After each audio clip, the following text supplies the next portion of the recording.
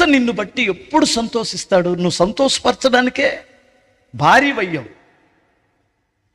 విధేయత చూపించినప్పుడు నీ గర్వం, నీ అహంకారం నీ భర్తని ఎప్పుడు దుఃఖపరిచింది. నువ్వు ఎప్పుడైతే విధేయత కలిగి ఉంటావో, తగ్గించుకొని ఉంటావో, నువ్వు బయట ఎక్కడైనా కాస్త హోందాతనంగా పెద్ద పుల్లాగా బ్రతుకు, భర్త దగ్గర మాత్రం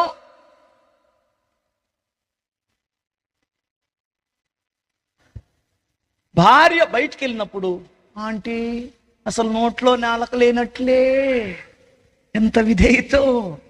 భార్య ఎప్పుడైతే విధేయత కలిగి ఉంటుందో తన భర్త ఎడల, ఆ కుటుంబంలో ఆ భర్త సంతోషానికి అవధులు ఉండవండి.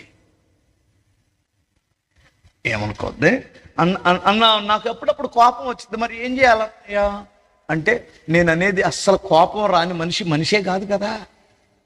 హల్లెలూయా. నీకు కూడా అప్పుడప్పుడు కోపం వస్తుంది. కోపం వచ్చినప్పుడు ఆయన అంటే మంచిది, స్తోత్రం చెప్పాలి. ఆ మూమెంట్ని అర్థం చేసుకోండి. ఆ మూమెంట్ని అతను కూడా రేజులో ఉన్నప్పుడు నువ్వు ఒకసారి ఆలోచించండి, న్యాయం ఆలోచించండి. అతను చెయ్యంతా, నీ చెయ్యంతా.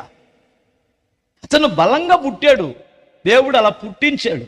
ఆ కాసేపు ఆగిన తర్వాత విధేయత చూపించి అన్నం పెట్టేటప్పుడు, ఎందుకు ఇందాక అలా అన్నావు, ఎందుకు అలా రంకెలేస్తావంటే, ఏం లేదులే పప్పి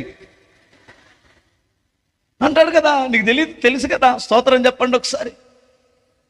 నీకు ఆ వివేకం ఉండదో, జ్ఞానవంతురాలు వివేకము వలన ఇల్లు స్థిరపరచబడును అన్నాడు. ఒక స్త్రీకి జ్ఞానం మాత్రమే కాదు, వివేకం ఉండాలి.